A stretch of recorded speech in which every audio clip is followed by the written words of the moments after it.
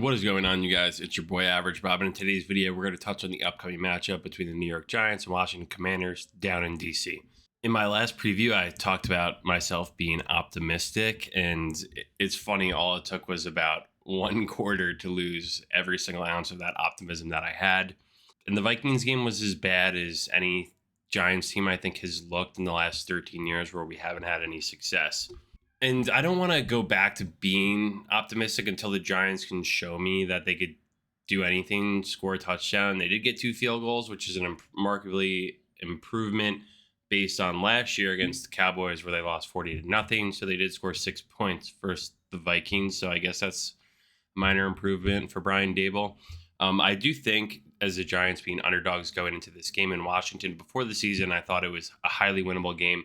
Here we are right now, going into week 2. I have no idea what to expect. So let me talk through a couple of different rationales for my breakdown here.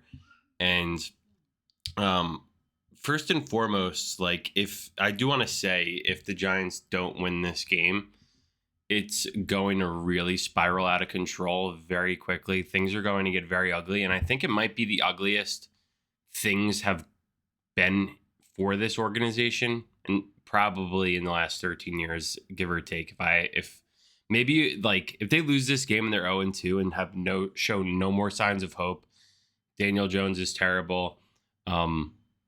It could be like one of the worst days since McAdoo benched, Eli for Geno Smith, just like a disgusting, ugly time in a franchise history. And that could happen after this week if things look bad. And in week 1, Washington did lose to the Bucs, but the Bucs, they're getting a new and improved Baker Mayfield, who's been on that team for a few years now. And the Bucs have playmakers, and they're not too bad, So I think the Commanders looked okay in that game.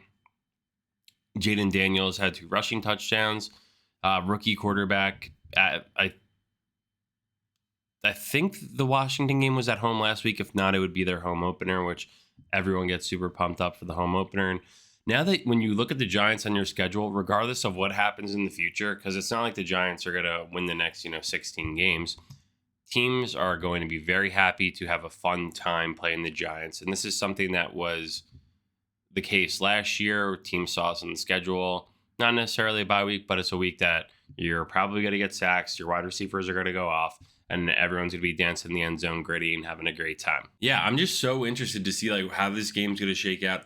What, if any, improvements are we going to see from the Giants coaching staff from week 1 to week 2? Because as that game progressed, it got progressively worse. And I think I left right when Daniel Jones had the pick 6 to Van Ginkel on the screen, and it was I was literally the SpongeBob meme, all right, I'm gonna head out.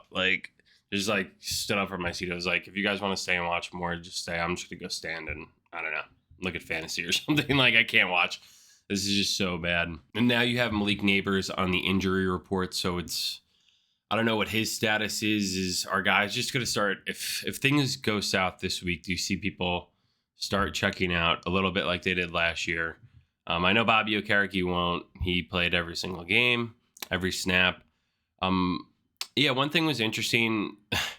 So the Giants re-signed Isaiah Simmons to come back after last season, which he was, okay. Yeah, I don't want to overhype him and say he was amazing. He was okay and serviceable, and they got creative with him, but he didn't play any snaps in week 1. So what was the point of bringing him back if that's the game plan? A lot of the stuff the Giants did in the offseason they didn't do in week 1. Talking about throwing the ball down the field, they didn't throw it down the field at all. Jalen Hyatt doesn't really even play or do anything. So wasted draft pick there. Evan Neal doesn't play. Wasted draft pick there.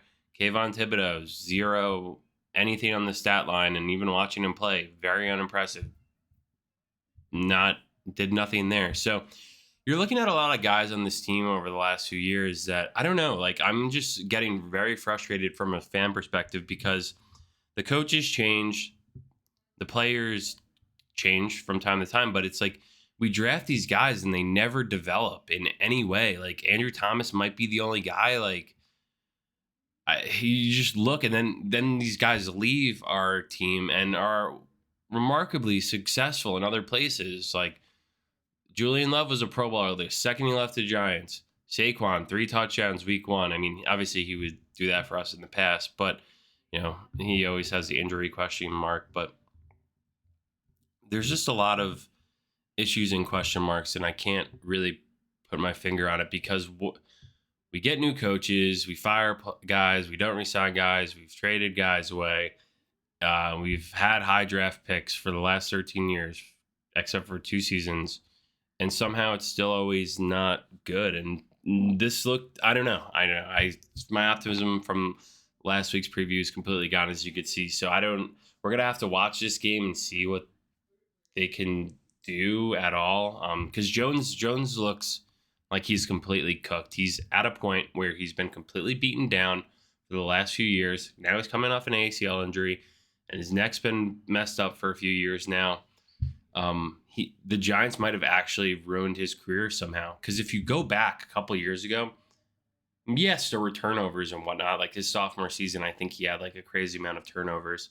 But he could still stand there, throw the ball, take shots, and throw the ball deep. And now that's gone. He can't even hit guys on basic routes. And I don't know. To me, it looks like he's done, which is unfortunate. And it also is egg on the face of Joe Schoen and Brian Dable for even giving him money.